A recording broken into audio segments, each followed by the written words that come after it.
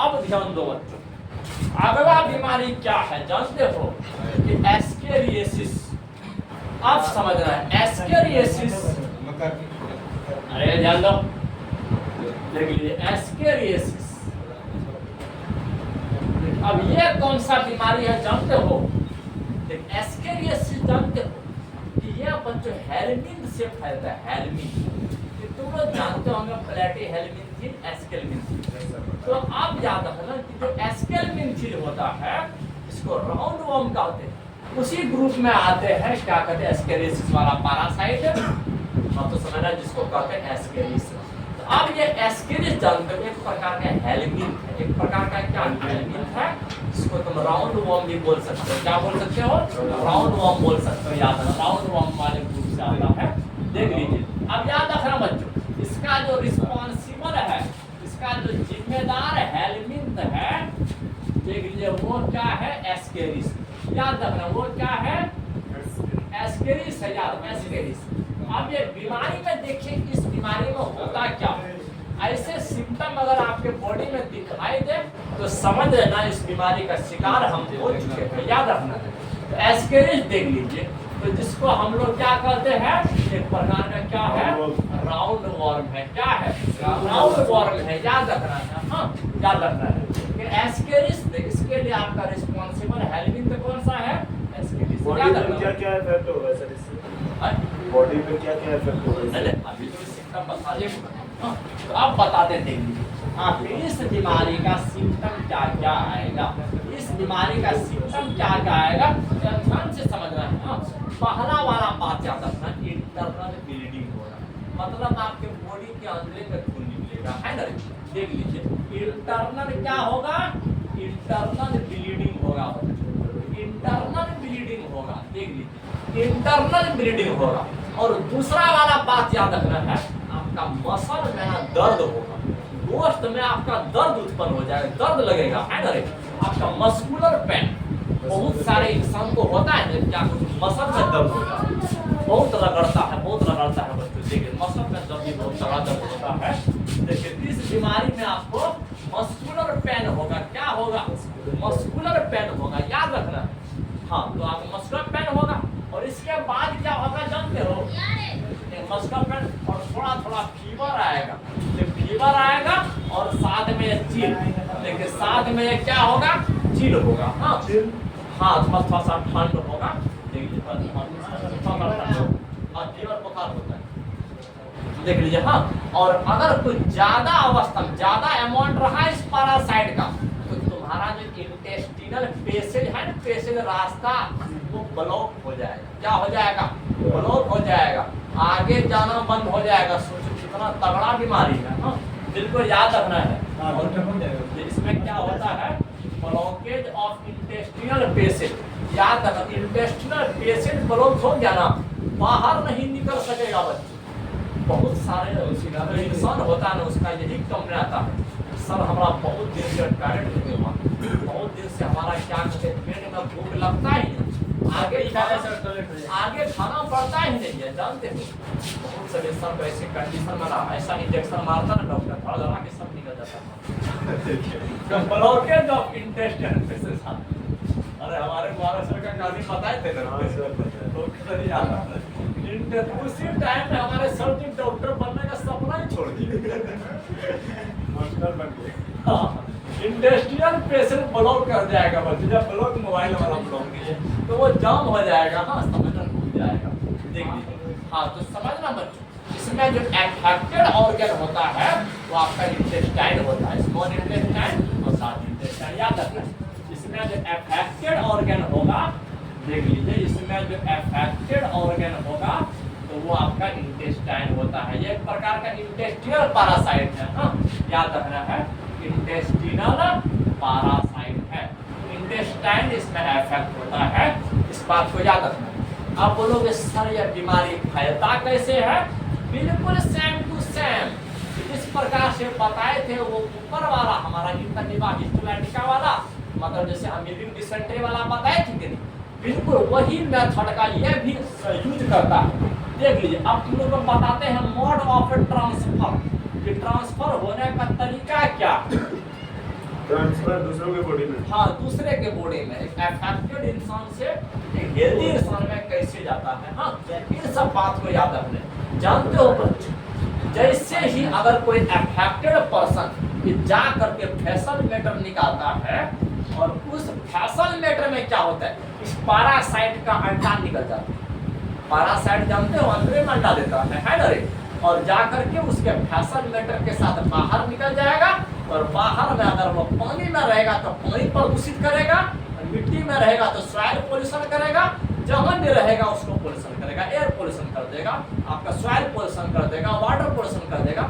अगर उन सब में अगर मच्छर बैठा और बैठ करके आपके वाटर में बैठ गया तो पानी प्रदूषित, अगर आपके फूड में बैठ गया तो फूड कंटेमिनेट हो जाएगा, यह प्रदूषित हो जाएगा। अगर वैसे फूड और वाटर को अगर तुम यूज करते हो तो समझ लीजिए कि एस्केरिस अब बाहर में नहीं, अब आपके बॉडी के अंदर प्रवेश करने वाला है कि नहीं? बिल्कुल याद रखना है, देख लीजिए। हाँ, तो अब ये जो क्या कहते हैं, जो मस्किटो होता है, देखिए बिल्कुल याद है, मस्किटो ही जिसको होते हैं बच्चों, याद रखना है। Mosquito carry, mosquito carry the egg of, याद रखना, एग ऑफ पैरासाइट। तो समझना है बच्चों, जब पैरासाइट का जो अंडा होता है उसी को ढोता है, कहाँ से कहाँ जानते हो? फ्रॉम फैसल मैटर, फ्रॉम फैसल मैटर, फैसल मैटर वही जो अभी तुम लोग सर्च किए, फ्रॉम फैसल matter of affected person, affected person का जो फैसल मैटर है। अरे बात ऐसे ही होता है, अगर किसी इंसान को बाहर में देखो ना टॉयलेट करते हो तो पीछे से गन से उड़ा दो पहले से, तो गन से उड़ा दो, सबको पोल्यूटेड करेगा। अरे अपना रूम बनाइए, अपने आप को पोल्यूटेड करो, है ना रे? तुम दूसरे को काहे पोल्यूटेड कर रहे हो? बात ऐसे होता है, देख लीजिए। फ्रॉम फैसल मैटर अफेक्टेड पर्सन, याद रखना है, to food and water, to food and बचाओ सर, तो समझना है फूड एंड वाटर को याद रखना है। तो इससे बचाओ, हाँ, इससे बचाओ कैसे? हाँ, इससे बचो, यही है, उसका ट्रीटमेंट कीजिए ना, आप ट्रीटमेंट कीजिए। नहीं, उससे पहले, होने से पहले क्या ऑपरेशन? हाँ, अरे मतलब आप क्लीन ड्रिंकिंग वाटर का यूज करो, जो साफ सुथरा पानी का यूज करो, और क्या कहते हैं जितना भी फूड का यूज करो तो खोला करके फूड का यूज करो। काम का पानी यूज करते हैं सर, बोरवेल का। नहीं ऐसे ही देखिए, बहुत सारा होता ना, हम लोग जो होता है घर का कूलर साफ नहीं करते, पानी सड़ जाता है। इसके बाद और सब स्टेगनेंट वाटर, अगर हमारे घर के अगल बगल में पानी जमा हुआ है वो महीना 2 महीना का रह जाता है, तो पैरासाइट हंसेगा नहीं तो क्या रोएगा? तो कहते हैं स्केरिस कैसे आएगा सर? ये स्केरिस कैसे आएगा? अरे मच्छर तो पानी के ऊपर करोड़ों मच्छर बैठा हुआ रहता है, वो क्या मच्छर वहाँ एसी से बैठ के आया है? वही सबसे रहा है, देख लीजिए, कंटेमिनेट देम। हाँ, जहाँ जहाँ मच्छर बैठ रहा है सोच लीजिए सब पोल्यूटेड हो रहा है। अरे बच्चों, क्या कहते हैं, मच्छर किसी फ्रिज से बाहर नहीं निकला हुआ रहता है, मच्छर का फूड ही वही है जो तुमको बीमारी फैला रहा है। तो समझना है कंटेमिनेट,